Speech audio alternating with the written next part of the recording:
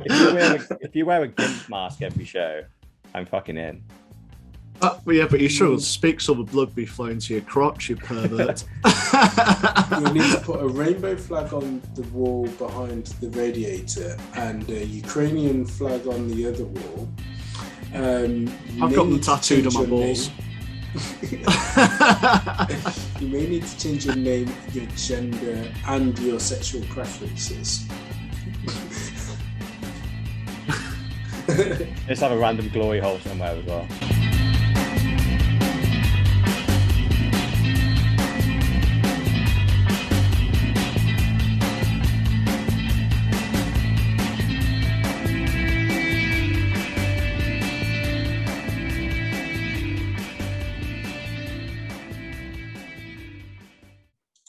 Okay, here we are. This is pod number 52 of your favorite weekly Bitcoin podcast. I finally got that out.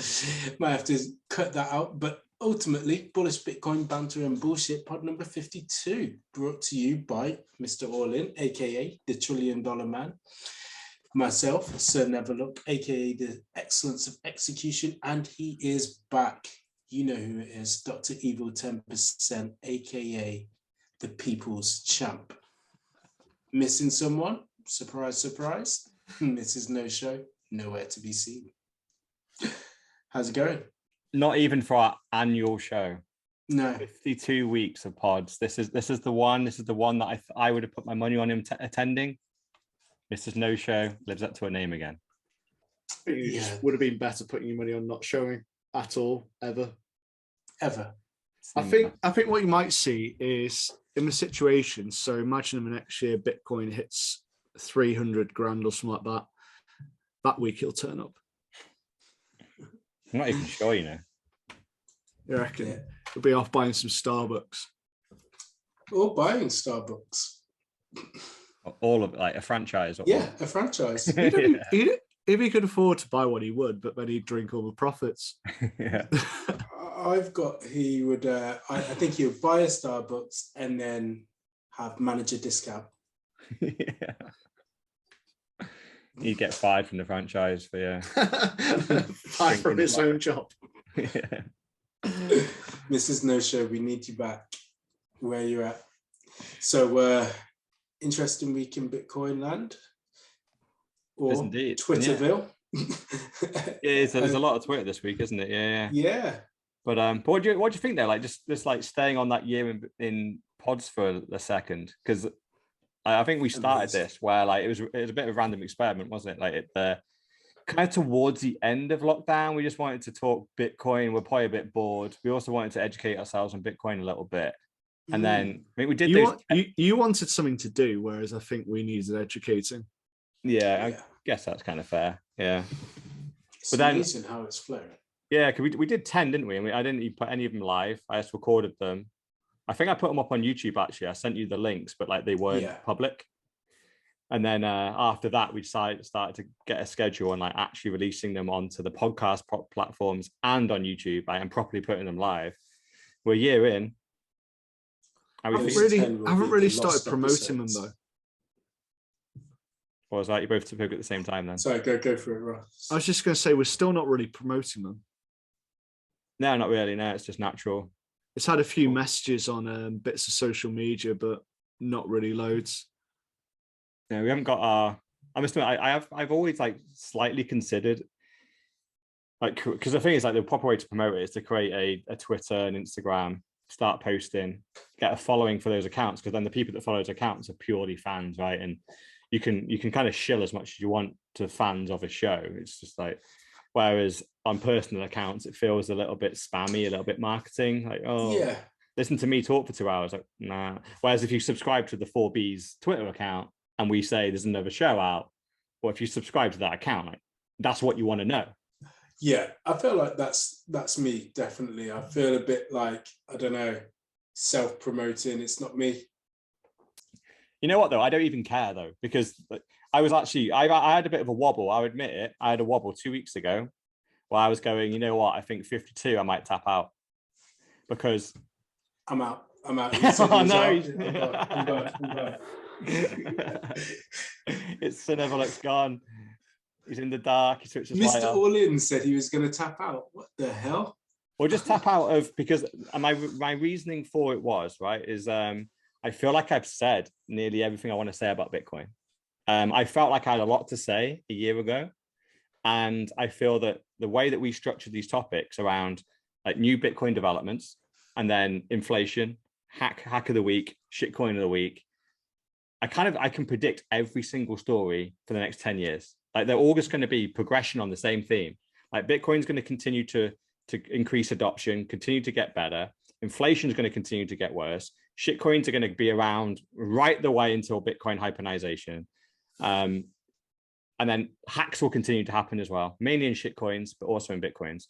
I can predict it all. And I had a lot of things to say about how to protect yourself from one thing and how to maximize your benefits in another. And like 2 weeks ago, I felt like I'd said everything I wanted to say, and I was almost felt like I was repeating myself.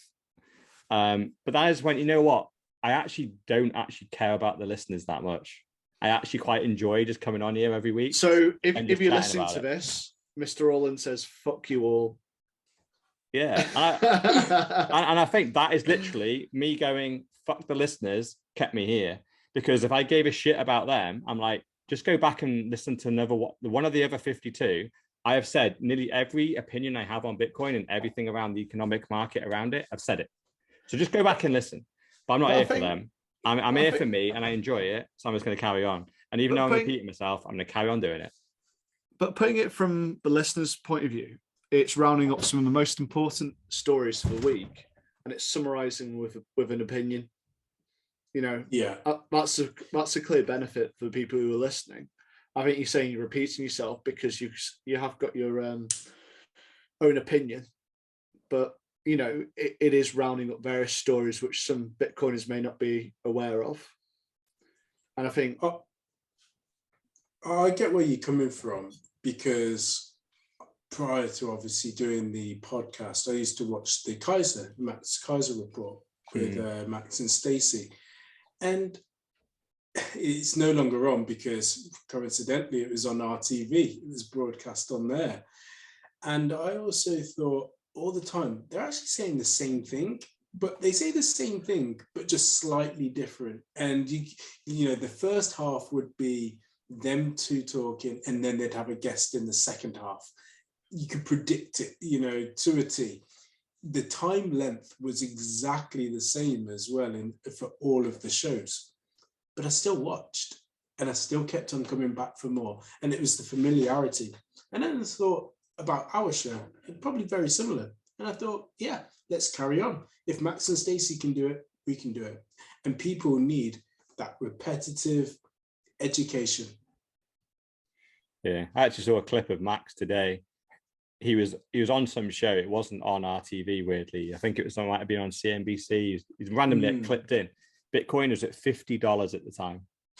And the clip of him ranting about Bitcoin becoming like the new global currency of the world and taking over the US dollar, and inflation is out of control. You could have copy and pasted Max from back in 2011 to 2022. It's the same Max. He's just as passionate about Bitcoin, hates the dollar just as much, is identifying the corruption. And Bitcoin's at $50 back then. And so, yeah, but it's one of them where, because the thing is, like, when you do a podcast like this, you go, why are you doing it?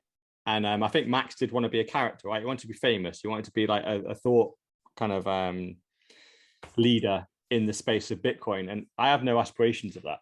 I quite like my privacy and all that. So I'm more than happy being in the shadows and just knowing my stuff. And the people that want to talk to me, I talk to. But so, yeah, so it's one of them where I'm like, oh, do I want to grow the audience like massive and get millions of people? I'm like, if anything, well, I know categorically, I've read the T's and C's for YouTube and for Spotify. I think I said that last week. We're getting canned. The second we get any audience, we're fucking gone. I've cancelled us numerous times in previous pods, and I'm pretty sure you two have done it as well, because you've agreed with me on the COVID stuff numerous times. Like, we're done. It's like instantly done. So it's almost like the second we get popular, it's over. So we need to stay in the shadows. So what about if I start wearing a mask from now on? That doesn't work. It's about your verbal content that you're delivering to the listeners. What about if I put a ruler between us so we can show that we're social distancing? If you wear a GIMP mask every show, I'm fucking in. Well, yeah, but you sure speaks all the blood be flowing to your crotch, you pervert. You'll need to put a rainbow flag on the wall behind the radiator and a Ukrainian flag on the other wall. I've got them tattooed on my balls. You may need to change your name, your gender, and your sexual preferences. Let's have a random glory hole somewhere as well. Yeah, absolutely. I'm gonna have a sticker for the pod outside the glory hole, so people read it when they're getting piped off. Does it mean? Imagine like we've got the Joe Rogan studio. This is what we'd have. Those items. That would be our background. Yeah. Everyone would tune in thinking we're a super woke podcast, and they're like, "I got fucking missold. What the hell is this?" Absolutely. But yeah, I don't think you should worry about it. I look at this more as well as our digital archive of a big fuck you, I told you so. So back to Max's $50.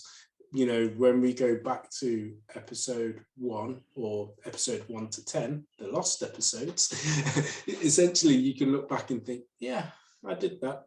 And we spoke about that. And what you mean when I drop off my laptop at work and my phone in an Apache helicopter, then shout it and listen to the fucking pod. Yep. Exactly. I don't know what season that it may end, but there is going to be an end. It's like, you know, those great shows, I don't know, like Game of Thrones or a Lost or something like that. You know, there's going to be season after season, and then we're going to reach hyper Bitcoinization, and then and that's what's going to be the end of the show. Yeah, there'll literally be nothing to talk about, will there? No. Yeah. Probably need to work on some kind of theme shows. It's a theme like security, something which may take us a while to actually prepare for. Yeah. Yeah, we've only done one, haven't we? We did the Great Reset one. That was so good, that one. It's still one of our most... Good. Weirdly, it's so weird, right? I don't know how the listeners know, but one like our second... Weirdly, right? So this is actually the whole fucked up thing that happens with listeners. Our number one show on the entire pod is the Bitcoin Boys. So it's Bitcoin Boys. Yeah, I don't know. I put it down to Sir Neverlook singing during that show. I think that's probably what did it. But the second is the Great Reset episode, which is, I think, probably it's our most researched one, right? We don't talk about the news. It's not random. It's very structured. We go from a 45-minute video that explains it, and instead of watching the video, you can listen to us talk about it. And undoubtedly, that is probably the one I've had the most comments about. Bizarrely, like randoms find that as well. I don't even know how they know that's the one to click, but that is number 2, other than the Bitcoin Boys, which I think was that's just clickbait and getting people in, because I don't think it's a particularly good episode. But not Bitcoin for Hitler.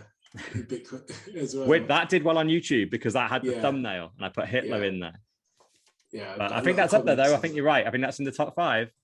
Yeah, but it's good to see that like the cream race to the top with our most researched show is number 2, and I think if we did more of them, so they would do well on YouTube. So YouTube alone, it's Bitcoin is for Hitler, and then episode 1. So Miss No Show. Everyone's been going back to watch Miss No Show. And then we've got episode 2, Bitcoin price prediction. And then probably because people think that there's a theme of it starting at the beginning. So they start at number 1, as opposed to knowing that we just simply take the weeks and go forward. Yeah. And then you've got Elon back in Bitcoin. And then number 5 is you've got to bump it up. So obviously episode 26. And then down in 8th position is Follow the Money. So I'm guessing that's a Great Reset. Yeah, that's the one, yeah. I mean, it's interesting looking at it. And I think we should have a couple more themes. So I think security is one of them because it is a question which I get asked. Like I got asked it in my office. I had to explain some about 24 words and the fact that you've got your ledger and your 8-digit code versus your 24 words, and he didn't understand that. So I think it's just like, I mean, the evolution of security will always be there, because what we're using today, I don't believe will always be there in 2, 3, 5 years' time. No. Yeah, so maybe it's looking at things like that. But do we want to go on some topics? Yeah. So we're starting on a big positive about one which Mr. Olin put in, Central African Republic. Well, yeah, because like you say, or have they? So go for it in terms of the link. Yeah, so there's 2 links. And Max Kaiser shared the first link, which is just wholly positive, as in so the first African country. So we were talking about this, weren't we? We knew Africa was going to be in the running to want to adopt Bitcoin, but South America seems to be ahead, and then there's some poor European countries that also seem ahead. And we've been waiting for Africa to kind of catch up. Like Nigeria's been doing some stuff, but no one's made it that their legal tender yet. And that is still the case, unfortunately. But the Central African Republic, which I don't think a lot of people even know what it is, but it's quite a small part of Africa. It's got about 5 million people in it. And essentially what they've done is they've legalized Bitcoin as payment, so as a currency. And I think this is what we're going to see a little bit more of, I think. What does that mean exactly, as opposed to like El Salvador? What it means is you can, so this is what I think this is what we saw a lot in the Miami 2022 conference was it isn't legal tender, but it's de facto legal tender. So you don't have to accept it. It's not a legal requirement to accept Bitcoin. But if you can pay in Bitcoin, then there's no taxes due. It's not a sale of an asset. So there's no capital gains to be paid. So that's the big thing. It basically allows you to buy Bitcoin, then use it. And it doesn't matter if the price has gone up and down, there's no tax to be paid. And that's what they've done as a country. So there's plenty of places that you might walk into and go, oh, I want to buy my lunch in Bitcoin. And that the guy will go, the fuck? Like, no, like, and you can go, but Bitcoin's a currency now. But you can go, I don't accept Bitcoin. I want whatever the local currency is. So you'd have to then pay in the local currency. Whereas in El Salvador, by being legal tender, it means legally they have to accept Bitcoin everywhere. It is legal tender, and it's a criminal offense to not accept payment for your services in Bitcoin or in whatever other currency the El Salvador have. So in this one, it's and I think the feedback I've seen on it is nowhere near as kind of revolutionary, because it doesn't instantly make Bitcoin go everywhere because you don't physically have to accept Bitcoin everywhere.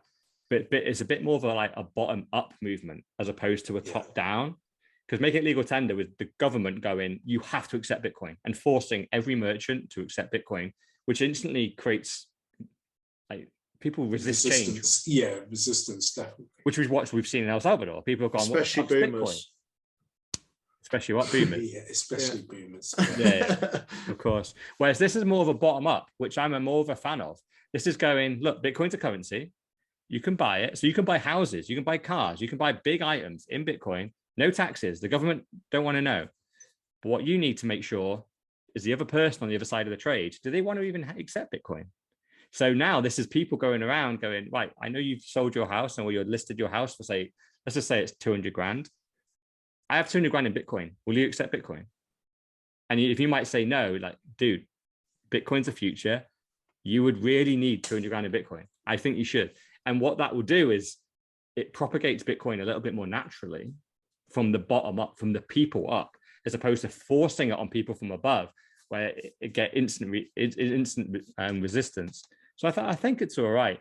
But it's not carry on along the theme in terms of, as you mentioning, the bottom up, because if you've looked at pictures of Central African Republic, this place is like third world. This is like blood diamond Africa. You know, it is in the middle of nowhere.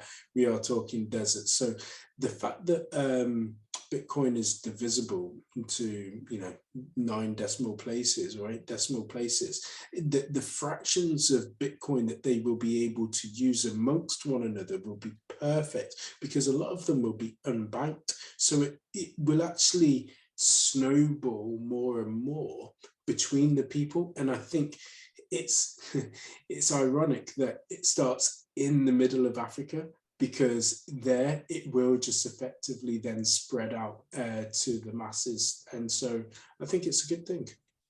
Yeah, going on that point you said about the unbankables. So in the 24/7 article, it said that sending and receiving money has become very difficult. The Central Bank of Africa has become very hard for them to use. So they haven't agreed to use it, but we've just gone round and just going, we're going to use this because you're not giving bank accounts, is what I interpreted from this article. And in the first one, it said, as part of the country's plan for economic recovery and peace building. So fundamentally, it is building those bridges, allowing everyone to transact. And, if you've got a mobile phone, then you can do it. I think that's the whole premise of it, which sounds great. And I think, ground up, it is another experiment in the world of Bitcoin. Yeah.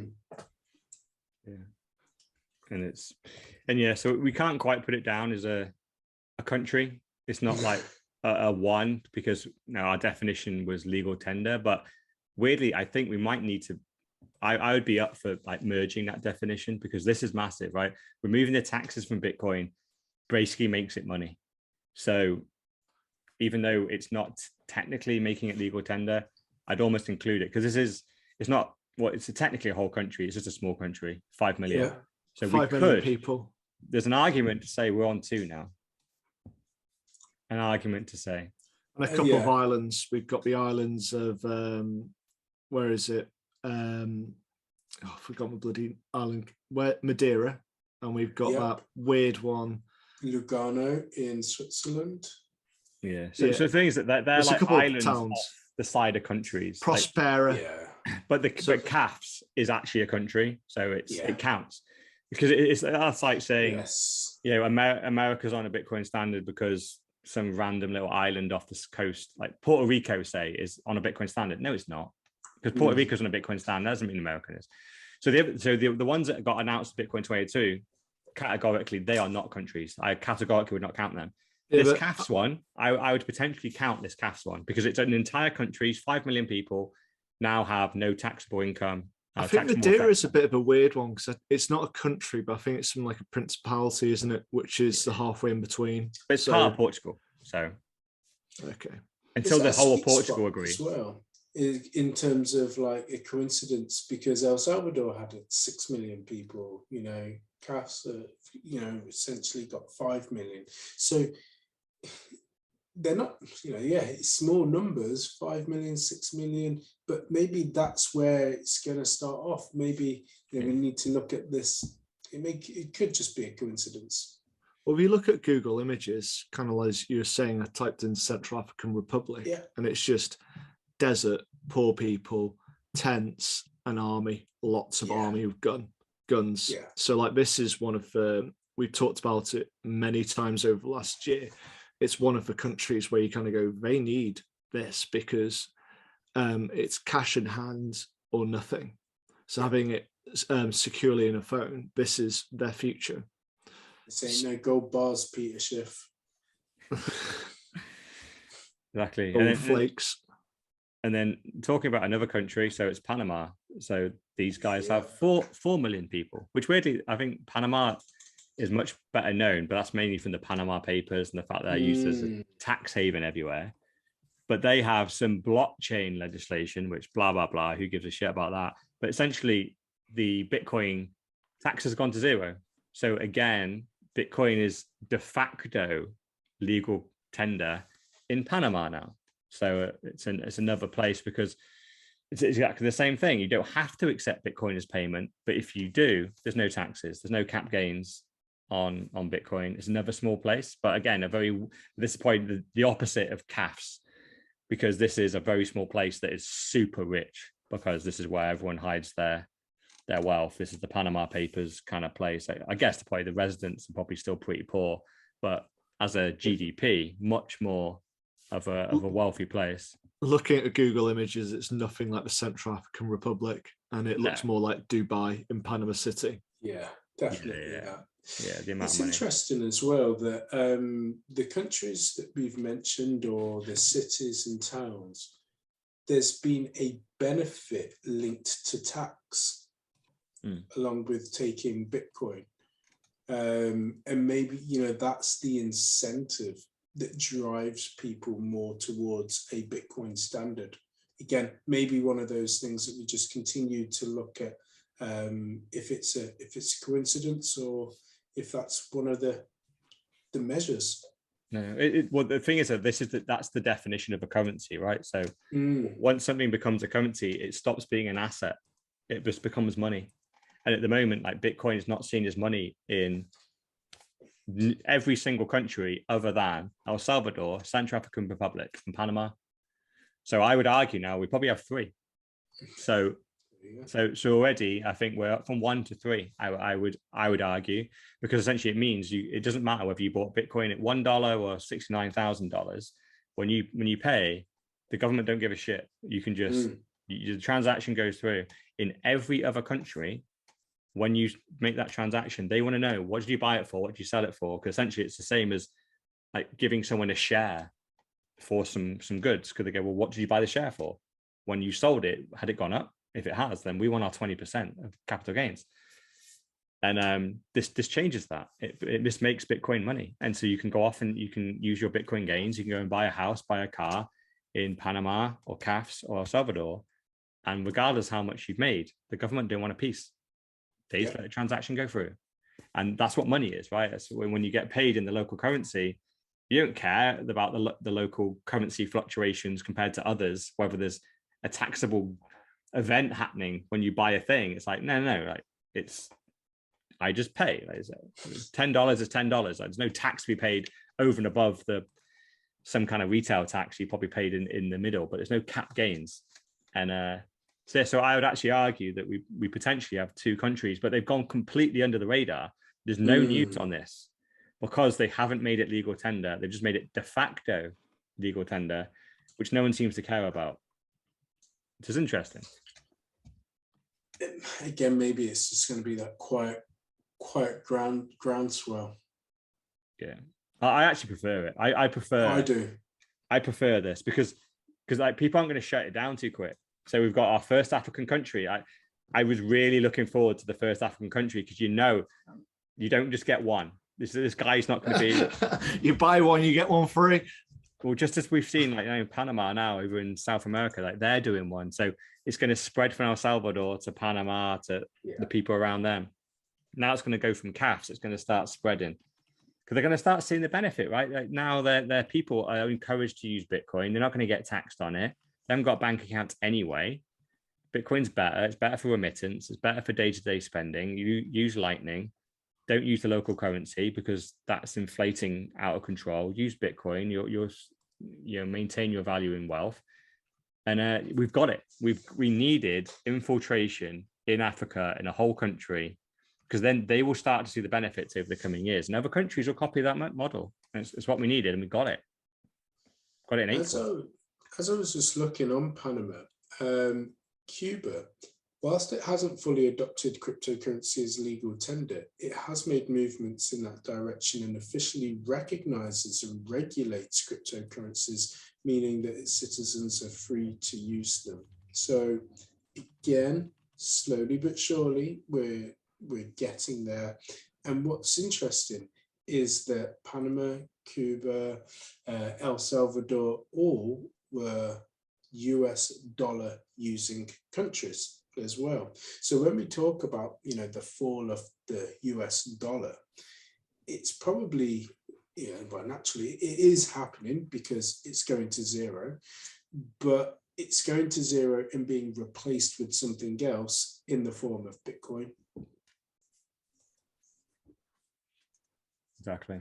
And our next story leads perfectly on from your comment there. So what's another example of people leaving the dollar? Because we've got these poor countries that are looking to, like, innovate. They're looking to, like, roll the dice and really go for it. So they're moving straight to Bitcoin and going, fuck fiat, we're going to Bitcoin. But we've got the more established countries, so maybe in Israel, which are probably right in the middle of the whole establishment, I would say. Yeah. But they have, for the first time ever, cut their dollar holdings and bought a load of Chinese yuan. So even they have seen the same thing. So they've probably been watching Ray Dalio's series of videos or read his book where they can see that chart of one dynasty falling and another dynasty rising. And they're seeing China rise.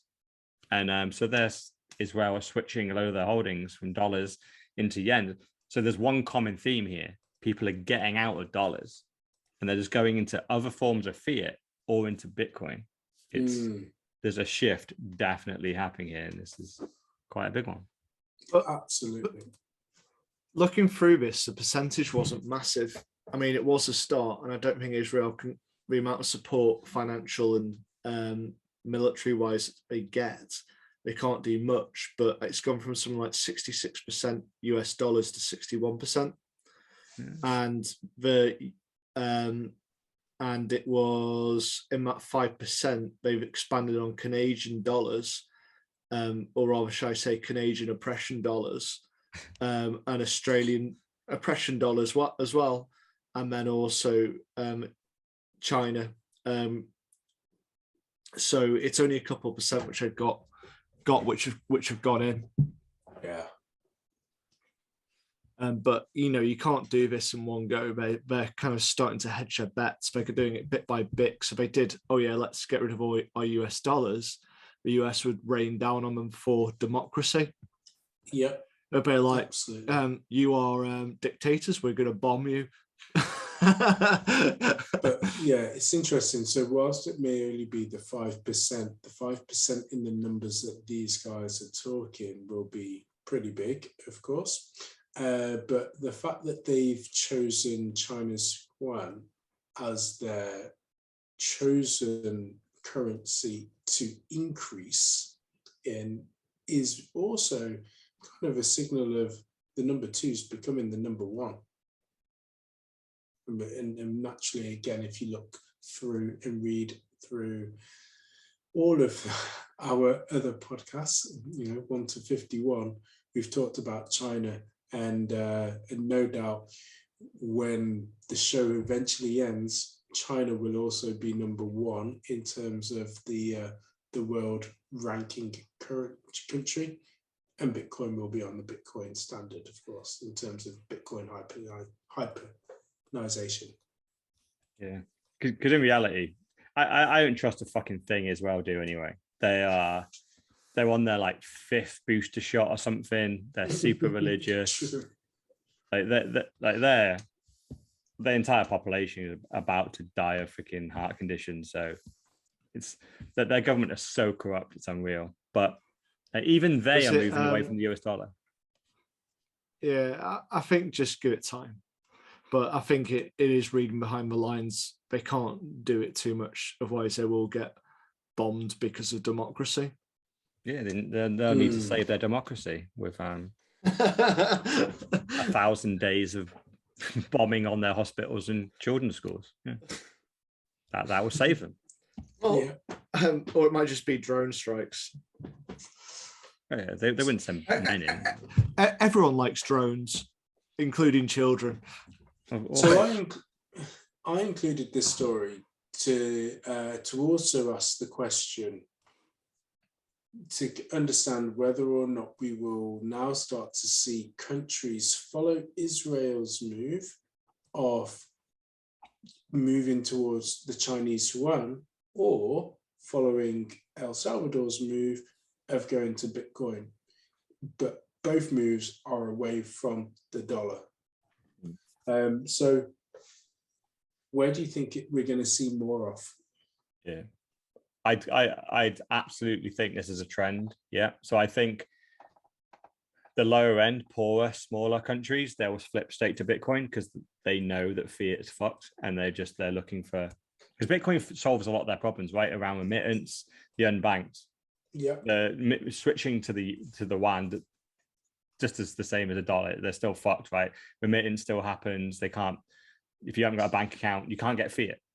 Whereas the middle countries that are richer and more established, and most of their country are banked, they will switch to the yuan first. So that they'll go through a transition from the yuan into Bitcoin once they realize they were wrong on the yuan. Whereas the poorer countries will switch straight to Bitcoin. So I think that'll be the trend for me personally. Whereas the super big, like the big European and obviously America, they won't switch from the US dollar right the way to the end, because they're got to be the last one standing, right? The second a big one of them switches from the US dollar, they know it's over. Everyone's running to the doors then. So they need to hold the line and give confidence to the people that the US dollar is still strong. These smaller countries, they got less to lose.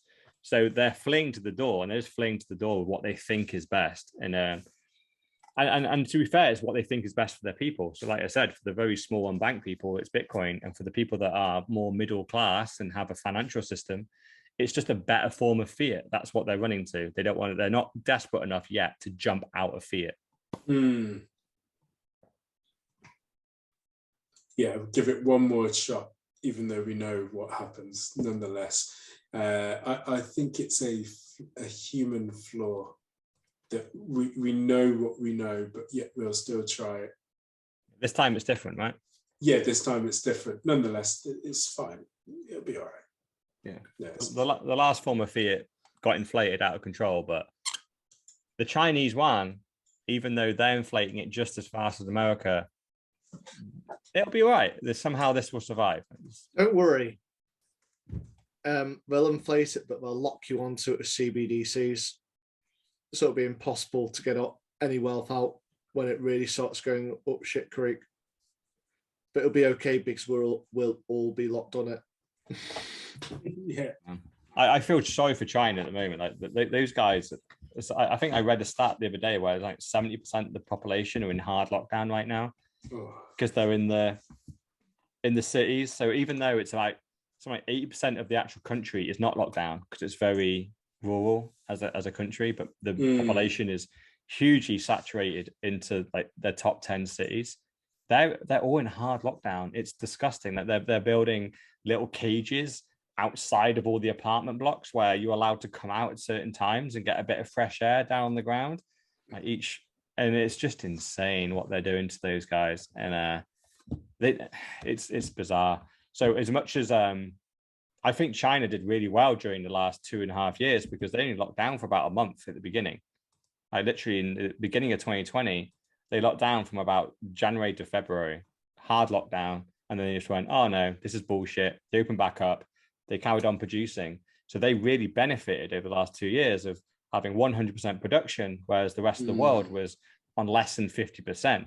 It's a very strange turn of events that now the rest of the world have opened up. They've now gone into like 80% lockdown again. And obviously now we fully know that what we know, which is it is definitely not worth hard lockdown anymore. We categorically have proven that, but China are doing it. And obviously my conspiratorial mind, this is all part of the controlled demolition, right? Where we've got the Ukraine-Russian war, where that is constraining our food and our energy. But the one thing that is still very consistent is our manufacturing. So when we're ordering off Amazon and all that, everything's turning up still. Oh, how about if we lock down 70% of China? Oh, well, now they're not producing. So now suddenly we have no manufacturing, we have no energy, and we have no food. That'll hurt. That's going to hurt. That's a three-pronged attack, that one. I just don't get the China thing. It's not a winning battle, is it? No, it's like not. They're not winning anything. And we've seen the stats by the official sponsors of COVID, John Hopkins, was the gain on masks and lockdowns was 0.2%. Or was it 0.02%? So putting that, across say 10,000 people, you would save, what is it? It's maybe it was 0.2%. It would, 2 people, something like that. Yeah, 2 people. And then if you put that up against heart attacks, strokes, mental health, etc., so increased suicides, heart and everything else which we've seen over the last couple of years, it's definitely not a benefit, is it? It's a negative. You're in negative territory, and China know this. So like, I'm kind of going, is Mr. All-In right here? I don't quite know. And you've only got to look at China. Like, you saw that video with China where there's women on their ledges throwing themselves out. There's people screaming because they can't get food. There's bags of cats and dogs in the street, and the police are just beating these things to death. And you go, we're doing this. Because the thing is, when you say the 0.2% as well, the thing that is missed out of, we're saving 2 people out of every 10,000, you go, well, potentially that's worth it. But then you got to go, these people were 87 years old.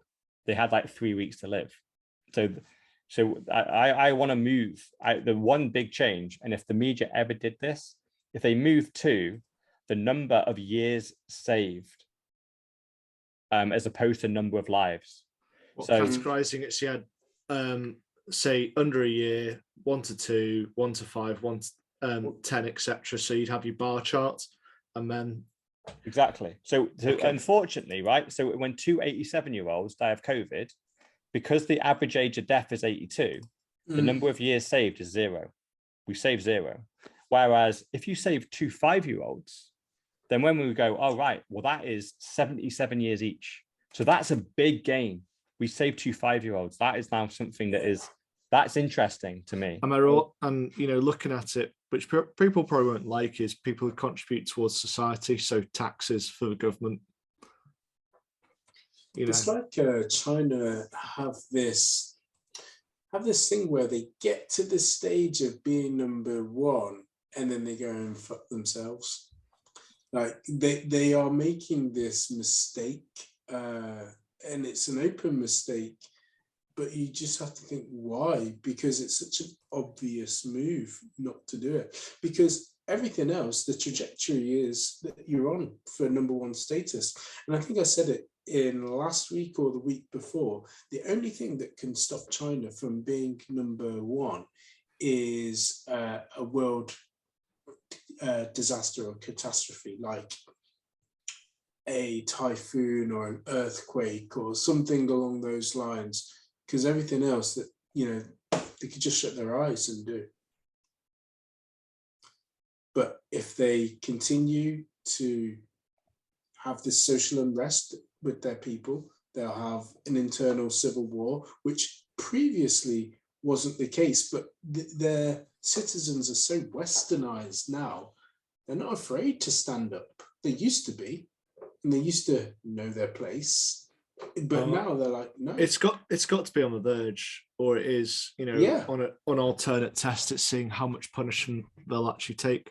I hate to say it, that is my theory. My theory is China are basically the testing ground where they go full out, they see what they can take, and then they see where the breaking points are, they take their learnings from it, and then they roll it out to the rest of us. So there's no logic to this. No. And it's not. And it's been no logic for 2 years, right? No logic for 2 years. And it's well, this China one, especially because we've seen the outcomes, we've seen what's happened as a result. No one was really saved because of 0.2%. We know the stat. And so no one was really saved. The excess deaths peaked around certain times, but not many people were saved. Basically, hospital treatment was denied. And now China are basically flogging the dead horse, aren't they? And you kind of go, this. There's no kind of like, oh yeah, we're trying to help. It's just like, I can't get my head around this one at all. There's no logic, no reasoning. And the thing which I suppose worries me, like everything else, is the media is not covering this. No, not at all. This is 4D chess played in super speed, and I don't know what's going on. We've gone on a bit of a tangent, haven't we? Onto China as usual, because we were talking about Israel, weren't we? Yeah, we just covered Israel and their moved from China to Taiwan. But it's but the thing is, it all makes sense once you believe in the wider global plan. That's always the problem, right? It's this is what got me. I dismissed it for years and years and years, and went, this can't be true. And you keep seeing stuff, and you go, these people are incompetent, or they're part of this plan and they're corrupt. And eventually you get to the point where you go, I don't think these guys are incompetent anymore. I think they are competent, and they're playing into this plan. And everyone's playing their role. China are playing a role, Russia are playing a role, and then the rest of the Western world seem to be all together on it, going, we'll take the learnings from those two guys that essentially are the bad guys, but whatever they learn, and whatever they roll out to us, they go, at least it's not China. You could be in China, and you go, all right, fire. I'll admit that I'm at least not welded into my own home, but I do have to walk out, barcode in and out of my home, and have a vaccine every time I leave my house. But at least it's not China. I'm not in China. Like, are you just making China really, really shit just so you can make all the other countries even more authoritarian? Provide there's one more authoritarian country that's even worse, then you should be grateful for being here. It's like, dude, I was free before. I could go and do what I wanted, earn the money I wanted, and move where I wanted. And I'm fat, but she's free, so fatter than me, so I'm all right. Yeah, I've got a very worried suspicion of what's going on here. I don't like I really very, very worried. I really wish we weren't doing this, but it is what it is. Should we move on to the next one? It's about lightning, so it's a bit lighter than the last story. Yeah, definitely. So it's a bit of a long podcast, so you don't need to necessarily watch it all. But I was really, really surprised and enlightened to hear Eric Wise talking about how he orange-pilled Michael Saylor, but also what he thinks could be the trump card, which could be Lightning helping people make the move from Bitcoin, from the stable coins, as in the US dollar, to Bitcoin. So essentially, you won't have to do any conversion, and exchanges could become extinct. And that's something, I guess, could also happen.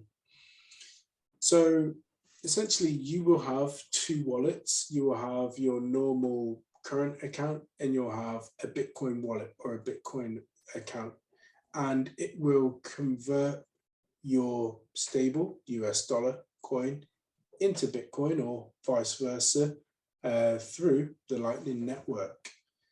Now that, I believe, could be a killer app. Yes, it's one of them. He said that Junseth is the one that described it, and Junseth, by the way, is he's a legend in Bitcoin. He's he used to do oh god, he did a really good podcast with Krista Rose. You guys probably missed all this. No, they're both kind of retired, but Junseth has come back. He actually did a podcast on what Bitcoin did about a month ago. After, when you say retired, rode off into the sunset with billions and upon billions of Bitcoin. Yeah. These boys win Bitcoin. They were going to the early Bitcoin events, and like I was watching their live streams. They did a live stream from the toilet of a Bitcoin event, and they were literally interviewing people as they came in to take a piss. They were like, "Come talk about Bitcoin with us," and they literally set up a little desk and had their microphones out. And it's uncensored. I think it's called Uncensored, or Unsomething anyway. I have to dig it out. But their podcast is amazing. But then they actually fell out. The two guys that run the podcast fell out, but they were both in Bitcoin at like $10 to $100. So they're both like stupidly wealthy now. But it was Junseth that came up with this theory, and I don't think he particularly explained it as to what the theory is. But maybe.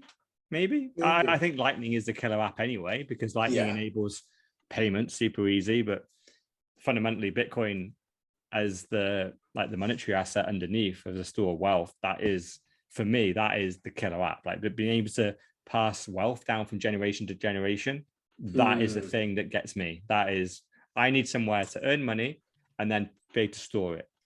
That's it for Bitcoin for me.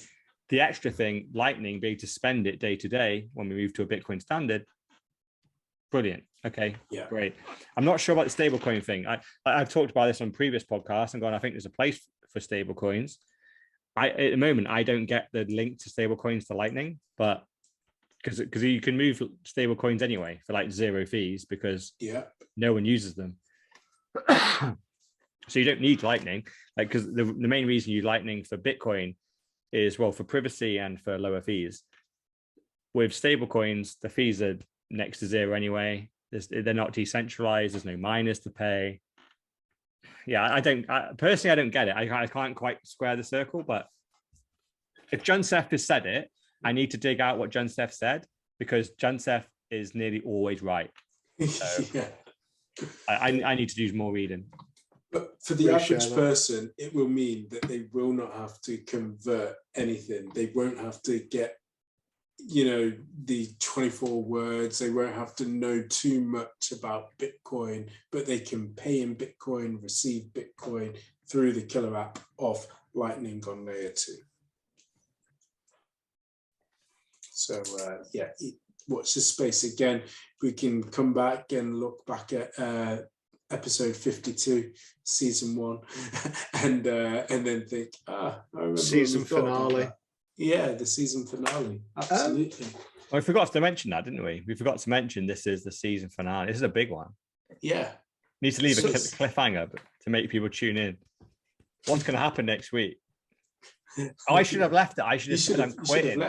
I should have said I'm quitting. Yeah. God damn it. More people would tune in next week. Exactly. And then I turned up and they would just tune out again. It'd be misinformation part 3. Misinformation, infamous. In infinity. In this YouTube listen, a couple of things which he said is that it was just a comment. He said Janet Yellen said that Satoshi's idea is real. He referred to something which she said, and I kind of went, what? I haven't heard this one. Yeah. And I was hoping that one of you two would know a bit more about that. No, I know what you mean. Essentially, he was just like, that Janet Yellen hasn't just said it's magic internet money, but she gets that Bitcoin is real and that it's, the genie's out of the bottle and that people are using this, and it could be essentially, not a killer, but it's something that we're going to have to live alongside the US dollar. And that Janet Yellen is pretty intelligent and that she will eventually get her head around Bitcoin, but you just have to slowly. But does she want to? Well, that's the thing. Questions. Like we'll cover this in Inflation Weekly because I think it fits in quite well. But you're saying, oh yeah, Janet Yellen's really intelligent. Yeah, of course she is. She's up there with all the other elites controlling everything. But whether she wants to Bitcoin get anywhere, I doubt it. Well, a lot of the time it's because for boomers, what Bitcoin does goes against what they have or challenges what they have, and I think we've touched upon it previously before, where you've got to have neuroplasticity and intellectual humility to get Bitcoin, because essentially you are rewiring your mind and what you've been told. I get that, but I think you're missing a factor. She's part of the club. The club don't like Bitcoin. No, the club don't like Bitcoin until they understand how Bitcoin can benefit them. Yeah, but it won't benefit them because they are literally what's his name from Ethereum. They control Vitalik. Yeah. Go on, say it. Vitalik. Oh, you said it. Damn it. They could. Vitalik. It doesn't matter though, does it? It doesn't matter. Scammer. But he controls the supply, which is fundamentally what they do. Why did they give up the supply when they have the reserve currency for the world to go, oh yeah, let's use Bitcoin, which they have no control over? And that's why I was just like, what's this thing about Yellen? Because it doesn't make sense. She's part of the club. I think they're trying to bring her along. Yeah, I think that they're part of the Sailor Club where they're trying to pretend that Bitcoin and the US dollar can coexist, and it can be US dollar will be used for day to day and Bitcoin with a store of wealth. They're doing the whole Trojan horse thing, whereas the rest of us Bitcoins are going, we're going to burn that shit down. Like it's going to be a fucking forest fire. And Saylor and his mate on this one, Eric Wise, is going, no. It's like, it's good that the IMF and they're starting to get it. He knows full well they don't really get it. And if they do get it, they'll be fucking terrified and they'll ban it. Exactly. The IMF, who are the controllers of misery worldwide. On that positive note, do we want to move on to Ukraine? Should we actually just skip one? Because I think it just like fits perfectly because we're talking about the IMF Inflation Weekly. Yes. So this was a clip which I saw on Twitter, which was just or what position was she? She was some director of the IMF who admitted that they didn't. Well, I say that she admitted. She said that they didn't think about the consequences of printing too much money. And it's this little like 10-second clip, but there's a link to the larger video on the link, which we've got here. We probably should supply the 10-second one as well, because I listened to the hour one and it, in the words of Mr. All In, it triggered me several times. It was just like, it was bullshit bingo. It was like those people in business who just say all these fucking stupid words. We had climate, we had Ukraine, Russia, we had natural disasters, we had COVID, we had lockdowns, we had pandemic, all the factors which we're blaming inflation on. But apparently they are committed to using their tools to solve inflation. And it had some of the biggest baddies. So it had Lagarde, Christine Lagarde, who is head of the European Bank, I think it was. Yeah. And then you've got, I can't remember the IMF name, and there was Powell, who is in the Fed, isn't he? Yeah, the US head of the Fed for the US, Yeah, so you had the all-star cast. And it was bullshit bingo, but they talked about how the pandemic caused the crisis. They talked about how Ukraine's causing it, and it pretty much was. And they say, we want to get inflation back to 2%. So you're going, well, just do it then, dickheads. Yeah, why don't you stop printing so much? And why don't you stop siphoning off the money to contractors and third parties? You're the ones who control this. It's like they almost said it like it was a natural phenomenon which you can't control. Oh shit, inflation's out. Get it back. Yeah. Like it's some like outbreak of algae in your fish tank. It just happens sometimes. Like the conditions get wrong and you get the algae wrong. Like shit, we need to like regrain, like figure out what lighting you need and what minerals you need in the water. And you go, nah. This entire thing for me, like people have gone, oh, isn't this amazing that the fact that these guys are admitting they got it wrong? And I go, no, this is complete misdirection, because the only way they admitted it wrong, and even the analogy she gave was, we are like 5-year-old children chasing a football around a football pitch, and we're going from issue to issue and obsessing and trying to print our way out of each issue. And that is our problem. We need to step back, think bigger picture, and go, what problems are we causing each time we print, each time we try and solve a problem about where the ball is? And go, I know what you're doing. You're trying to play the incompetence card. I ain't fucking buying it. You guys know exactly what happens every single time you print $1 trillion. You know. Or every time you print a percent, you know, everyone in the world gets a percent. Well, probably 2/3% poorer, because they'll get some slight wage rises to counter it. Yeah. But, you know, so you print, say, was it 3%? People will get 2% poorer. And that is ultimately what happens, because then you say the official figure is 1%, people get a 1% pay rise and 2% the impact. And that's what you get on your assets, things like property, art, gold, whatever else.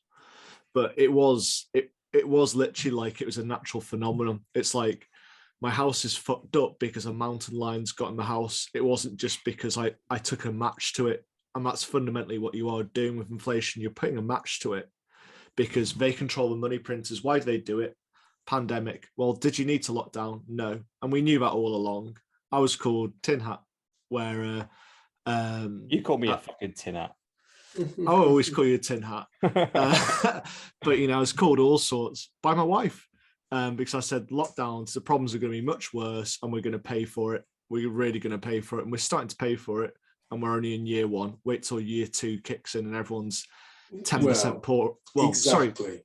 And they're 20% poorer from year 2. And we got 40% of inflation in 2 years. That's when it's really going to get fun. Yeah. And they'll also feel less, what's the word? It's, less kinder towards wanting to give you any time because they've already given you time as well. So the knives will be out and they will definitely be that we want to recoup and get more. What I'm really happy with from this video is apparently if you take out food and energy, inflation's only 2.9%. So it's okay if you don't want heat, if you don't want anything to cook with. Well, actually, it doesn't matter because you can't have food. You're fine. Your clothes and plastic shit from China is still the same price. Yeah. Eat your bugs, drink your soy, and you'll be happy. Be happy. You'll own nothing. You'll be able to eat nothing, but you'll be happy. In the metaverse. Yeah. You have steak in the metaverse. We'll give you an unlimited steak in the metaverse. But in the real world, you're getting fed intravenously grinded up mealworms. They kept on diverting to Ukraine and they talked about saving Ukrainians. But I was just like, this is Christine Lagarde. It's like, Lagarde, what about the Iraqis, Libyans, and everyone else? Did you not like them? Is it just the Ukrainians? Nice distraction. So I was just, it was infuriating to listen to the whole of it, but I couldn't stop listening to it because it was just like, it's like a bunch of magicians who say they can do real magic. And it's just like, we know you fucking can't. Yeah. We know it's just sleight of hand. And that's literally what it is. And they kept on saying, don't worry, we've got our tools. We can get our way out of this. So you mean interest rates? You're probably talking about price controls. So we saw what happened with price controls when we did it to the energy. It made a bunch of energy companies go broke because you put a price control on something and your costs go up and go past the point where you're not making any profit, you're making a loss, company goes out of business, and then you have to take the price control off because all your companies start falling apart. They don't work, never have done. But apparently I think she's from Indonesia, probably a finance minister. She said it's actually all right because they're getting a lot of exports, it's cheaper. So basically Indonesia has printed more money than the US, but it's okay because their exports are selling more. There you have it. Yeah. All right. So final question on this. How do you reckon we all got to the conference? Private jet. Private jets? I reckon so. Private jet and helicopter. I'd love to know, maybe one for someone listening to inform us about, is so on a private jet, how much fuel does it use to the equivalent person? So you think for a jet, you probably get, 200 people on it? Private jet's like 15.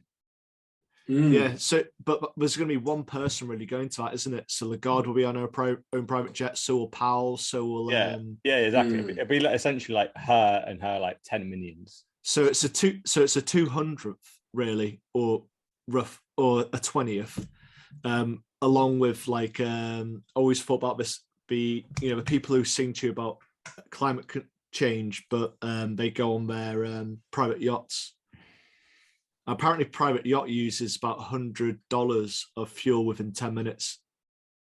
Jesus Christ! Yeah, 100,000 is that $100,000? No, $100 within 10 minutes. So if you think you've got your private yacht on for a weekend, split that into, break that down into 10-minute cycles, and that's how much it'll cost you in fuel. So the fact is, for me, I probably fill up once a month if that. So say 12 fill-ups a year, whereas that's a fill-up every hour. gonna have to rethink my boat within a boat plan. I need some more solar panels. So just something to think about when you think all these people are helping us out. They hold the keys and they're doing this shit and they just don't care. They're laughing at you. Yeah. my entire takeaway is them going, "Oh, it's an accident. Sorry, we won't do it again." We got the tools to fix it though, and it's all these factors which cause us to do it. And guess what? Those tools are. The tools are. We print even more money. Or we put interest rates up, or we put price controls, like, or we give subsidies, which involves printing more money there in order to give subsidies to grain producers. Yeah, this time it's different. Rant over. Let's go back to the Ukraine. Now let's have some more rants. Let's go back to the Ukraine. This one, the Ukraine central bank has banned buying Bitcoin with local currency. However, they're happy to accept Bitcoin and donations through it. So, you want to talk us through this one? They're complete fucks, right? So this is This is exactly what I was saying right at the beginning. I smelled a rat. They accepted millions and millions of dollars worth of Bitcoin plus other crypto, and because they loved it, the fact that they were accepting the benefits of this, right? Because getting money into Ukraine is hard. You can't just send to a random bank account from around the world, but it's very easy if they put a Bitcoin address and put it public. Anyone in the world that has Bitcoin can send to that address. Doesn't matter where in the world you are, no matter what country you're in, what sanctions or whatever, because Ukraine is a sanctioned country. It's not a completely legit country when you think about it on the broad scheme of things. So they accepted millions and millions. I think they accepted well over $10 million worth of random coins, mainly Bitcoin. And for them to now go, oh, our existing citizens have started to convert their local currency into Bitcoin. Because guess what they're doing with that afterwards? They're converting it to Bitcoin, then they're fleeing and picking it up on the other side. Because that's exactly what our whole method of what we tell people to do with Bitcoin is. That's exactly what the use case for Bitcoin is. To convert it to Bitcoin, run, and then get it back at the other side, either through your 24 words or through a USB device, whatever it might be. Doesn't matter about your Ukrainian bank account. Doesn't matter what they do. Doesn't matter about the politics, what country you move to. It doesn't really matter. Provided you've got your Bitcoin in your new country, you have a start. So the fact that they have banned Ukrainian individuals from converting their fiat currency into Bitcoin proves these are complete larpers. They're just massive virtual signalers where they wanted the benefits of Bitcoin when it benefited them. The second they've realized people are now fleeing their natural currency and going to Bitcoin for the real uses, now they're banning it. Fuck these guys. Like, no. Yeah.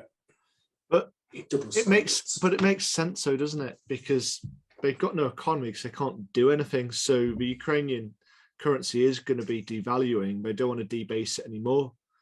So if they care about their people, then they would let them move to an asset that's going to sustain their wealth. Right? How dare you question their democracy? Am I threatening their democracy? Fuck. Yeah, that's us cancelled once again. There will be no season 2. I think we're talking tuning in. We talked about it in the pod, or we were talking about it before, in the fact that the Ukrainian president was actually on the Panama Papers for having offshore accounts. Yeah. And he'd actually said that his way of getting in was saying that he wanted to take away the corruption, but then somehow it's an offshore account. Nearly exactly the same as Trudeau. Yeah, and it's not something which can be made up because it was printed 4 years ago or wherever it was. So they're all the same. They all spout the same. Like, I'm going to remove corruption. I'm going to remove government control. I'm going to be a new liberal leader. And then the second they get in, they're authoritarian. And then you realize, they're connected to the World Economic Forum, the WEF. You go, oh, okay.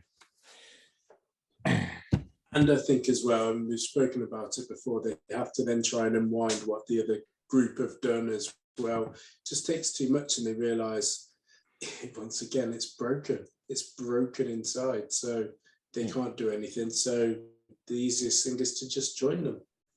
Yeah, and I think in reality they weren't even trying. When you look at Trudeau and Shashinsky or whatever his name is, like these are proper like two groomed guys, right? They're literally groomed from the WEF, and they get trained onto how to talk to the public and tell them what they want to hear. And the second they get in, they just flip to authoritarian. They had no intention of doing the things that got them all the votes. They were just good speakers. They look good. They're good actors. They speak well in front of cameras. They're good at answering questions. You're not referring to JT, are you? Who's JT? Justin Trudeau. Oh yeah, Trudeau. Yeah, Trudeau. And how dare you? He's the people's president or prime minister, whatever the fuck he is. It's weird because weirdly, I remember him like. Well, I've watched some videos of him, obviously, because they've all come up. But like, the thing I would compare it to is the thing that I got tricked with was Tony Blair and Obama. They were both the same guys. They both pitched the same fucking plan, and I got sold by both of them. And I'm ashamed to say that I got sold. They sold me. They both went, I'm going to change it. I can see the system's corrupt. We're going to get up. We're going to be super liberal. We're going to bring it to the people, take the power off the big elite, give it to down. Tony Blair was the most corrupt prime minister we've had. And then Obama did the same fucking thing. He dropped Obama. Doesn't he have the biggest kill count among the presidents? Yep, he does. And he dropped them. He dropped more bombs than Bush did, who started the war. and he literally ran on a presidency of I'm going to stop the war, and instead he accelerated the war. And you just go, oh, is this just like a weird coincidence that people get corrupted whilst they're in there? And then once you dig into the WEF, you go, oh, hold on. Now, these guys are literally training people on how to get voted in, and then they flip the second they're in power, and then they just go, oh, sorry, yeah, I'm corrupt. But anyway, vote this new guy in. Isn't he from the same school you came from? No, I don't know what you're talking about. He's completely different.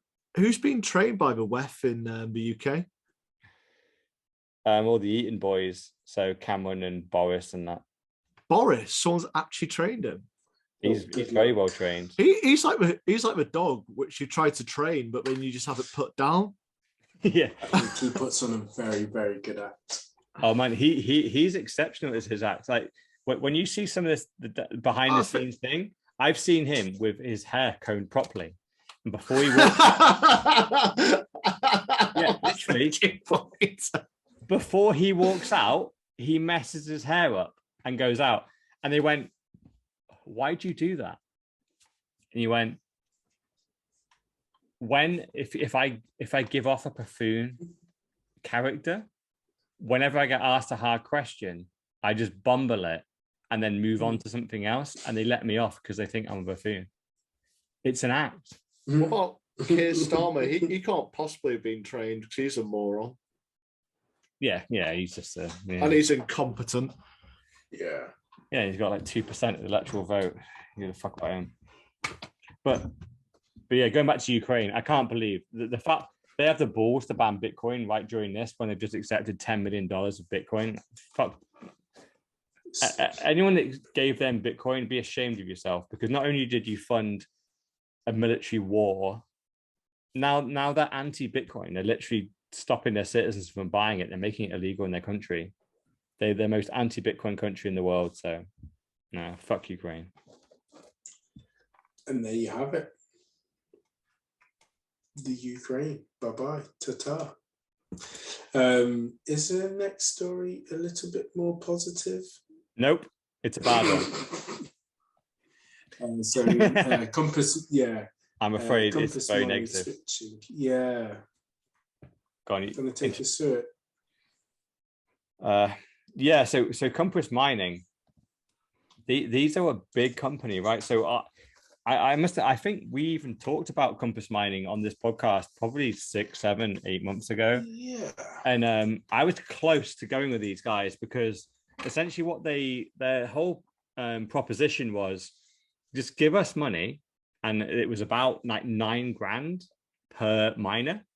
Buy the miner, we will host it and run it for you, and then as it earns Bitcoin, we're just going to send you the Bitcoin back. And part of a pool.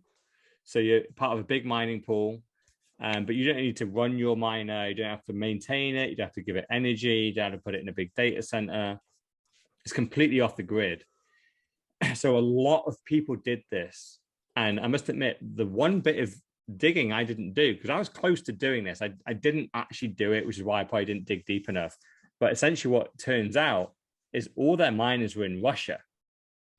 So they have this huge mining farm in Russia where thousands of people have given them a lot of money to run their miners. And then since the sanctions have come out, doing business in Russia is now illegal. So you need to stop it. You need to stop all business in Russia, which includes Bitcoin mining. So what they've done is they've given a notice to their customers to go, look, we know you've bought, say, a 10 grand miner in Russia, but we're switching it off and we're just going to sell it essentially for scraps. So whatever people pay for it, which admittedly has to be a Russian guy because they're in Russia, they've got 48 hours to respond. Whether you accept it or not, we're going to just sell your miner for scrap. And very rightly so, in Bitcoin Twitter land, a lot of people have been affected by this and they're very, very annoyed by Compass Mining. But it comes back to the fact that when we talk about not your Bitcoin, not your cheese, it's not your miner, not your hash rate. And this is that. So you paid someone else to run your hash rate for you. They went and put it in Russia, fucked it up. And now legislation's come down on them. And your 10 grand miner, you might get like 200 quid back for that. Because they're selling it for scrap, right? Like it's not going to get sold for a lot of money, if anything. And it's the same with leave your Bitcoin on an exchange. If it gets hacked, then you're going to get pennies on the dollar. But at the same time, Compass Mining were a massive name in Bitcoin. They were the main advertiser on a number of podcasts that I listen to about Bitcoin. So I know a lot of people are going to be fucked by this. It's sad, but man, you think people are still doing it? Are they, despite all of our attempts to talk about security and holding on to your Bitcoin, do you think people's greed and naivety, because I think it is naivety, of going into this still happening nonetheless? Yeah, definitely. Because I nearly did it. Because I must admit, I've never mined Bitcoin myself before. So like running a miner, and I know it's loud, I know it takes up a lot of energy. I haven't got space at the moment. So in the future months, I will have more space. So I'm much more likely to do it. But so I needed this because I live in a small flat in the center of the city. So giving someone 10 grand to like run a miner for me remotely was attractive. But then I didn't realize they were in fucking Russia. And then Russia becomes, the demon state. And now you can't do any business in Russia. And they just got to switch off all ties. I'd have probably lost my 10 grand. And I wouldn't have been too happy with that. So it nearly got someone like me. And I was probably very, very close to getting caught up in this. I didn't, but I feel very sorry for the people that did. Dr. Evil 10%, would you be close to putting in?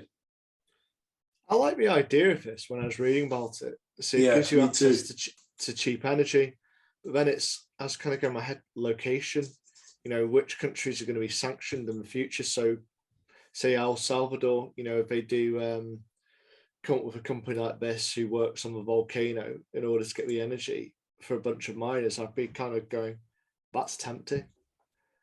But yeah, Compass Mining have got to take the blame for this, for having it in a country like Russia. If you have it in like China or Russia, you do always have risks around sanctions. Yeah, it's weird though, because up until like the last year, like sanctions were a thing, but they weren't really that big. Like China have had constant sanctions from the US. Yeah, but it's I guess like if I'm going to mention sanctions, say like if they had Bitcoin mining in like Iran or Cuba, I'm like, you're really on a knife edge. But if I go rewind a year ago, China and Russia were clearly the bad guys. They always have been. But mining and using cheap energy and shoving it in the outlands of Russia, I'd have gone, that's perfectly safe. Like, yeah, what's going to happen? But then, yeah, a year later, you have this Ukraine war thing and you lose all your money. It's also, as well as the sanctions, you've got the fact that they like randomly making Bitcoin illegal. Yeah, it's very suspicious, isn't it? So I think, if there's an opportunity like this in somewhere like El Salvador where you're protected to a certain extent, I'd be tempted. Yeah. In reality, I think what it really means, it's just like how you shouldn't trust exchanges.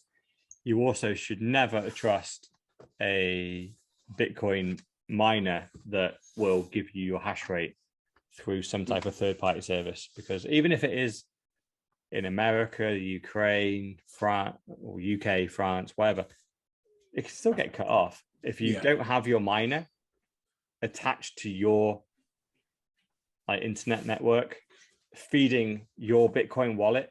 It's the sats that it earns every time it mines a block. It's not your Bitcoin. It ain't your Bitcoin. So in about 2 or 3 months' time, when I have my own house and I have my own few outbuildings and stuff that I can shove some Bitcoin miners in, I'm gonna get into this world. But right now, will you do it with the expensive electricity? Will you be able to compete? I'm not going to think short term. I'm low time preference, so even if short term it's not positive. Should look at some solar panels. Yeah, I'm having solar.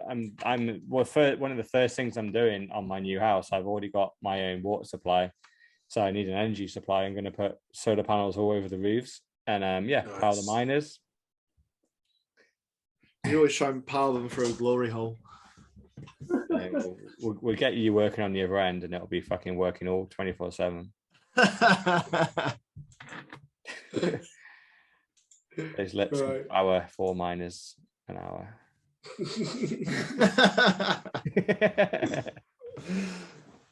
This one definitely triggered me.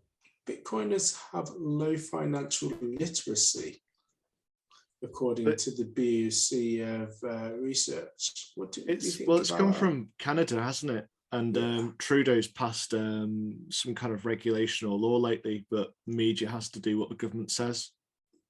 Surprise. Yeah. So JT, aka Castro, I think has possibly put this out as some FUD. So it is our FUD of the week, isn't it? Yeah. So there's some nice quotes in here. So this is Bitcoiners have low financial literacy, according to the Bank of Canada. So ownership was concentrated amongst young, educated men with high household income and low financial literacy. So they're quite clever, but they don't know anything about money. And it's just like, well, apparently they found this out via a survey. So I think this is kind of like, what do you think of inflation? Is inflation good or bad? And they've just gone bad. You fucking stupid money. Yeah. that was my main question. Yeah. When they say financial literacy, how are you defining that? Yes, exactly. They don't answer that. Or the only bit that are very black and white is, they're young. Okay, they're educated and they have a high household income. Okay. These are the cream of the creme, right? They've got low financial literacy. That's the one that's subjective. How have you measured that one? Because that's the one that isn't black and white. It'll be like, miss that out. They also own Bitcoin. You go, right, so these young, clever, high-earning people own Bitcoin, but apparently they're stupid. Maybe not. Yeah, I think it's just they've asked some questions which don't fit in with the government, with the government in Canada. So it was Canadians who are financially literate are more likely to be aware of Bitcoin than the average Canadian, but are less likely to own it. And then to top it off, it throws in some extra FUD. So around half of the current or past Bitcoin owners who respond to the surveys reported being affected by negative events, such as a price crash, scam, or data breach. They had to throw that in for a bit of fear. Naturally, Canada's the home of Quadriga. Canada's also ruled by Castro. But did anyone else notice how it was ended? No, go on. What was it? So literally in the last paragraph, it talks about the fact that Bank of Canada are actually developing their own CBDC. Oh, yeah. So it talks about how Bitcoin is a financially illiterate, like you're a fucktard if you own Bitcoin. Don't worry, we're going to make our own CBDC, which is going to be better. Yeah. It will be guaranteed to enslave you and make you poorer. Yeah. The thing is, this is why this is classic FUD, right? Because when you read the headline and even if you read the article, you just think, oh, by not owning Bitcoin, I'm smart. Because financially illiterate people don't own Bitcoin. So by not owning it, I'm already smarter than the retards in the room. And it's a very clever tactic. And it's not. I think it works. I'd say it doesn't trick anyone, but you got to think about the average person. It tricks so many people, man. I think so, because it goes back to I saw a clip on Twitter where if people that aren't necessarily financially literate or aware of what Bitcoin is, so there was two young girls, one was 22, one was 23. You guys may have seen it, where a guy said, I can either give you $100 cash or I can give you one Bitcoin. And they were both like, oh yeah, we'll take the cash. And it's like, yeah, but Bitcoin is worth $40,000. And they're like, nah, that's scammy. We don't want that. I don't want to trust that. Like, no, don't want it. I'll just take the $100 cash, thanks. What is Bitcoin anyway? You can't even touch it. And it was like just disgusting. I just thought, oh gosh, never gonna make it. But people will be happy to kind of stay away and be like, oh, don't get me involved in that, because that sounds like it's dangerous. We were talking about this before the pod started, about financial literacy, and like getting into Bitcoin and kind of getting orange pilled has taught me so much about financials and has made me financially literate. And I would say that I'm nowhere near where I want to be, but compared to the average person, I'm very, very far advanced. So we had a couple of examples. And that's why you're the people's champ.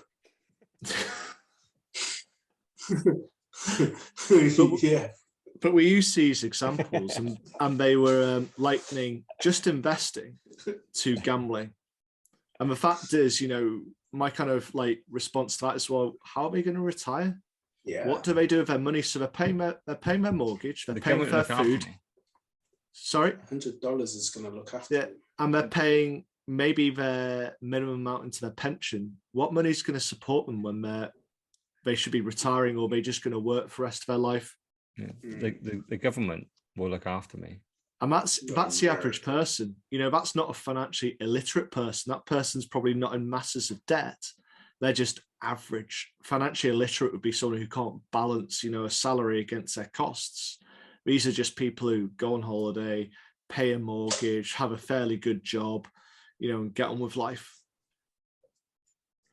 So, trying to cast Bitcoiners in particular who I'd say on the whole are very well researched, otherwise they wouldn't be into Bitcoin. The 100%. Fact is, if they actually properly did Bitcoiners like education on technology, economics, world events, news, like global politics, all these things, we'd be top all of those categories. And even in their stupid little article, they even went, it's young, successful, rich guys that are also financially literate.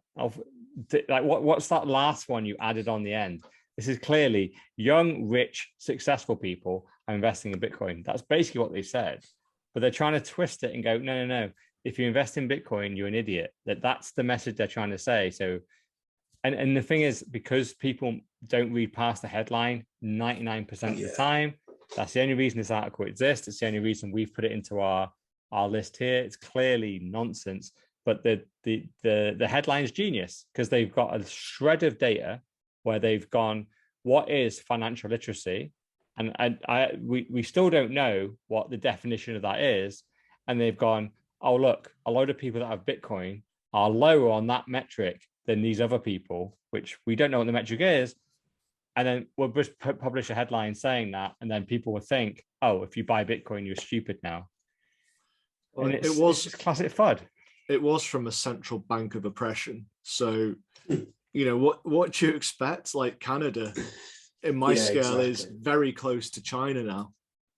Yeah. Well, Bitcoiners, as we know, you know, they will go off and do real research. And as he's just said there, Mr. Orlin, the various different categories that amount to, you know, really truly getting Bitcoin.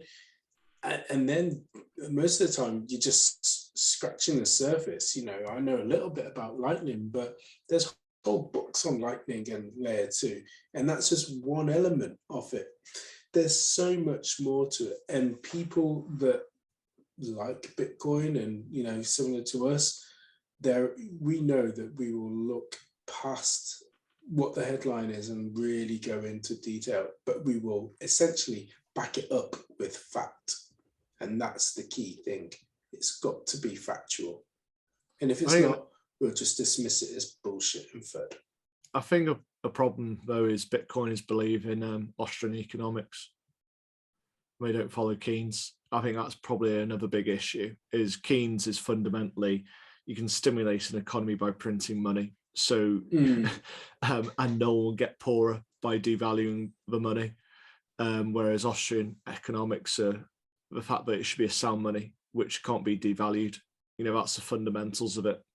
That reminds me, did either of you share Natalie Brunel's little 10-minute intro into what is Bitcoin to your... Oh, good point. I forgot about that. No, I forgot. I know you mentioned it. Because the only reason I say it is because I shared that when I was telling you guys, I shared it with my missus. She listened to it and she loved it. She already got Bitcoin, but I showed it to her and she went, and because literally as you were speaking then, part of your point is something she discusses. It's very early on in Bitcoin. It's good. So it's something that, because she's, and weirdly, the only thing she said was she's too pretty. So I'm like, oh, okay. She's a pretty girl, fine. But she's a woman. And it's 10 minutes of Bitcoin. Maybe I have to like add it to the show notes, but it's good. Yeah. It is a decent, other than the fact that she talked about proof of stake, she shouldn't even talked about that. Throw that in the bin. But everything else is it's pretty decent. So I'd be interested to hear what you two. Like, it's literally 10 minutes. So get both of your wives to like just watch that, and it'd be interesting to see what your feedback. It's sent now, so sent to the wife. All right, on next pod, we want to know what their feedback is. I have to get her to actually bloody watch it. Exactly. It's 10 minutes, right? And like my missus, she watched the whole 10 minutes. She's like entranced by it. It's very fast. It goes really quick, and it's very good. So it's a very good intro to Bitcoin. Even if you're not a woman, like I'd even say as a guy, it's a good intro. I'll have to give it a listen myself. I'm just going to put on my save for later on YouTube. Yeah, definitely watch it yourself first, Jesus, because don't make them watch it before you watch it. But it's good. It's good. Cool. Well, where are we up to? Shitcoin Corner. Shitcoin Corner. Well, this one was gone, right? Yeah, he deleted it. Yeah, so we can still cover it, but we don't have the actual, the evidence of the tweet that was there. But Zuby, if you want to talk about who Zuby is and what Zuby was planning on doing with Zion, wasn't it? His own kind of... No, that was the comedian, wasn't it? Yeah. Okay. Zuby's a bit of a, I suppose, internet celebrity in a way, rapper. Yeah. Opinionated, but fairly, I'd say, he's definitely not left or right. He's central, but people probably classify him as right because how far left everyone's gone. And he just makes some sense. And there's been some funny instances where he self-identified as a woman and smashed the women's deadlift record. He did that again today. That's probably to take everyone's notice off because I think all the Bitcoiners are annoyed with him. Yeah. So he said that he's a Bitcoin maxi in the past, hasn't he? And it's the only way. But to help fund his lifestyle, he also does his raps. He probably does speaking events, and but carry on. So I was just saying that to make his income, he does some paid posts, like all influencers, because I suppose that's what he is. He also does, I think, talks, books on Gumroad, and raps and various other bits and pieces. So his paid post, bear in mind, he's claimed to be a Bitcoin maxi. He gets it in his own words because he seems like he's relatively smart, with shilling NFTs. And I think it just pissed everyone off because I think he's got a bit of a Bitcoin following, and just general people are a bit peeved with this whole woke agenda going on at the moment. Yeah. So note to self and listeners, Bitcoiners, and naturally this podcast is all about Bitcoin. Yeah, we cover NFTs, but we're not fans. We're not fans. If you want a picture, either draw it yourself or buy an actual real copy. And if you do buy a real copy, why are you wasting money on that? Yeah, and the thing is, right, like, let's say some NFT guy comes to us one day, right, on the podcast, and he goes, here's 100 grand, just say our JPEGs are great. I'll come on here going, this guy's JPEGs are great, right? But then the second the advert's over, I'll go, I got paid to say that. I think they're a load of shit. Don't buy them.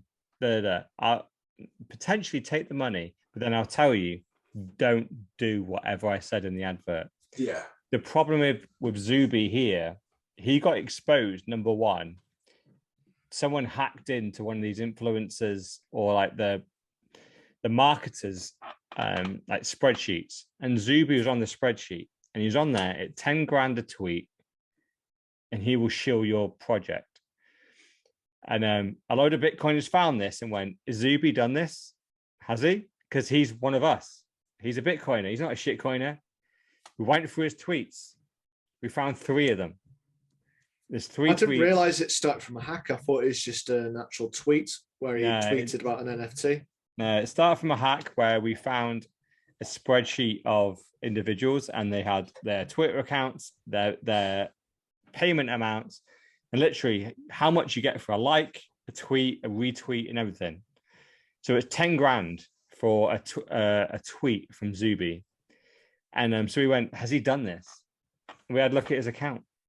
We found 1 NFT tweet, 2 shitcoin tweets. So we called him out on it and went, Zuby, what the fuck, dude? Are you a Bitcoiner or what? And then he started attacking one of our Bitcoiners, and he's one of our boys. Hodlnaut, wasn't it?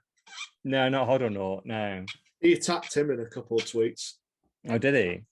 See, I missed all of this because of obviously it being all deleted. But yeah, he's deleted it all now. But basically, there's a guy that goes to Bitcoin events, and he gives them, say, clava or something. It's some type of delicacy, anything from his country. And what's that? Baklava. That sounds like it. And this guy's a normal guy, but he's from like 2012, like Bitcoin. And he takes his profile picture and goes, "This is the guy that's attacking me. He's a keyboard warrior. Fuck this guy. He's just a snowflake." And da da da. And I replied to this tweet, and at the time, I did Zuby's fucking laser eyes. And me and him are bros. And he attacked one of my other Bitcoin bros. So I'm like, Zuby, just own it. Own the fact that you got paid to shill a shitcoin. Own it, and then we can move on. He blocks me. Zuby blocked me for saying that. So I'm like, I went from his follower, and he followed me, to being blocked. And I'm like, this is what shitcoins do to you, man. It's like you took some cheap cash, but fundamentally, what did it do? It fucks you long term. Like, don't take this cheap cash. It's just silly. George Mandrick. Yeah. Mandrick something. Yeah. Yeah. Well, history has shown us that greed will always, decouple a man. So, unfortunately, it's just another one of those. But Zuby is no more, I guess, in the land of Bitcoin. I'm fucking blocked, so I think the problem was because he followed me when I replied to him, like it went in his notifications, and then he went blocked. And I did not insult him in any way. I didn't come with shitcoin. I just went Zuby. Just own it. Own it. Own the fact that you just earned some money on the side and it technically is a scam. But we're going to be fine with you if you just, because the thing is like 99% of what Zuby says is spot on. He's completely right on everything. Just don't stand behind your shitcoins. He just blocked me. Fuck that guy. Yeah, I still follow him, so I was just having a look at his most recent tweet to see if anyone's commenting on it, but it doesn't seem to be. His followers have gone up, apparently, he says. So his last tweet says, yesterday I was going to say thanks for 720,000 followers, but today I'll say thanks for 735,000. So he's somehow got an extra 15,000 and 20 minutes ago he's now saying that he's got 745,000. So in the last 24 hours he's got an extra 25,000. Could those be shitcoin followers? Yeah, he hasn't got laser eyes either. No, he's gone back to his. No, he took them off after like a week. Yeah, well, anyway. I think he's just doing his thing, but he's just not a whole Bitcoiner, like, because he's not doing that well. If he's accepting like these 10 grand tweet things, like, yeah. But yeah, it's just the thing is what the only reason why I think we bring it up is we should believe people that are doing like tweeting stuff and talking about stuff that they actually believe in, not that they're being paid to say. So that's why I was just so disappointed in Zuby, because so much of his content is so true. It's just so honest, and it's so against the government narrative that's why I gravitated towards that guy. And I followed him and gave him his laser eyes, and he ended up following me, and it's all good. But once he's in, he got sold on some kind of shitcoin and then an NFT project. And I just go, look, dude, this is shit. Like, what you're doing? This isn't you. You are much better than this. Stop doing this. And instead of just even replying to me or going whatever, he just goes block.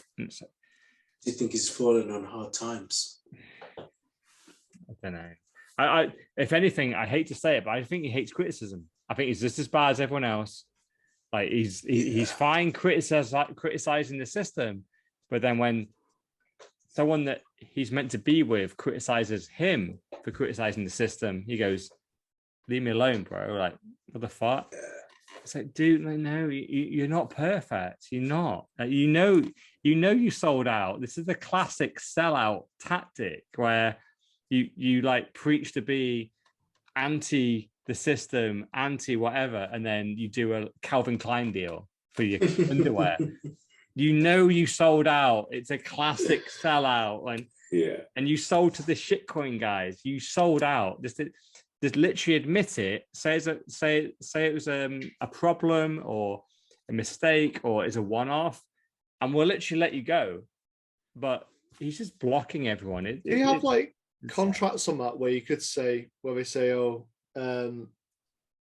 could say, well, I got paid to promote it.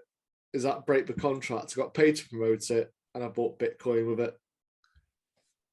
No, quite often it says sponsored post like before, like below it, but it doesn't count. Like, still, do you admit it was wrong or not? And when he goes no, like, well, fuck you then.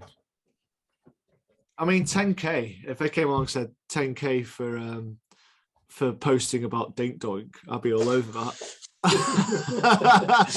Well, you're the mascot for Dink Doink. I'm pretty sure you've been paid 10K for Shiba Inu at least twice. Yeah. And stick dicks. And CryptoZoo as well. Those are my favourites. Nice. All right. Last but not least for tonight. And finally, Biden wants to make military vehicles carbon neutral whilst flexing his gas-guzzling Corvette. So appreciate listeners won't be able to see this, but as always, if you click on the show notes, you will see Biden himself riding in his Chevrolet. In his Chevrolet Corvette.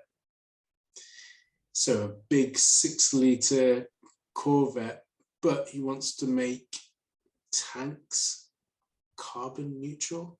Is that even possible? Yeah, it absolutely is. If every tank kills 1,000 people, then it's carbon neutral. I just spent. This is. I mean, like the New York Post, are obviously Republican, aren't they? Yeah, it's very much split in America, and I kind of went. It was quite funny reading through the articles. It picked him apart from his speech completely, and showed him up to be what he is, which is a bit of an idiot. Well, actually, that's probably really unfair, so we know he's senile. Yeah. So, but it's a fact. But it's ignore the Corvette. That is just literally there for. It's a lowbrow stuff, isn't it? It's a bit which, when you look past it, you're actually going, this is the issue. You want to make the vehicles of death carbon neutral. And it's just like...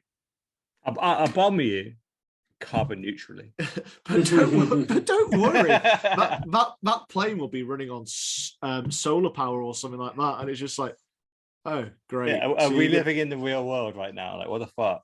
Yeah, this is literally that person who's going to cut your head off when you get guillotined, but he is going to be gender neutral, and that axe will be made by non-slave products, and it's just like, oh, great. Yeah. I genuinely believe that America think that by making their drone strikes carbon neutral, is if they kill at least 100 people per bomb, then it's carbon neutral, because human beings are the worst carbon users of the world. It's like, okay. And I think people are meant to be going along with this and going, do you think they can sell this? I don't know. The only way I can kind of even half comprehend the fact that they think they're carbon neutral is by killing people, they're reducing carbon. But I think most people think, no, it's carbon neutral before the killing. But I'm not sure it is. Will it have a fair trade sticker on it? Because people don't really read the article, they just read the headline. I think you're absolutely right. They'll think beforehand it's carbon neutral. So these bombs and these tanks are made out of some special material that make them carbon neutral, like paper mache or something. Yeah. They're just as formidable to withstand bombs themselves. It'll be from Coke cans. Yeah. It's like no. Like the 1,000 Afghan babies that we killed, that eradicates the carbon footprint of 1,000 Americans that can now live their life. Yeah. What? Do you know what I found the most impressive thing about this? You can read. No, but Biden apparently said all this. Yeah, that's always a funny thing. Whenever I read these articles, I'm like, show me the video though he says all this. Yeah, there's never the video. Come on, man. Come on, man. Come on. Show me the tobacco industry and prostitute. Come on, man. But there's some bits which made me laugh in this, and one of the bits was apparently it's some kind of walk around the Easter Bunny was following around and stopping him talking to reporters. That was brilliant. I saw that one. I haven't seen the video, but I would love to see that. Yeah, I've seen the video of that. he starts answering a question. Someone asks about the Ukrainian war or something. Yeah. He starts answering. The Easter Bunny walks in front of him, goes, no, this way. And Joe just goes, he just walks off. And clearly the Easter Bunny is like some CIA agent because he listens to him 100%. And he's just, to even slightly suggest that this guy is running the most powerful country in the world is a complete fucking joke. He is a puppet. He's a puppet. Well, there we have it. That is the end of season 1 of the 4Bs. It's been emotional. Oh my God, I was going to say it's been emotional. That's exactly what I was going to say. It's, we've come a long way from where we were in 2021. Midway through lockdowns, I think we probably were on our 3rd lockdown at that point. Fed up. COVID was still running rife. It's still running rife now, apparently. Allegedly. But we have stayed strong. Week in, week out, we've delivered a great podcast to everybody that's listened. And this has been no different. Dr. Evil 10%, aka the People's Champ, Mr. All In, aka the $1 Trillion Man, myself, Sir Neverlook, aka the Excellence of Execution, and she has still not showed up ever since episode 3, Mrs. No Show.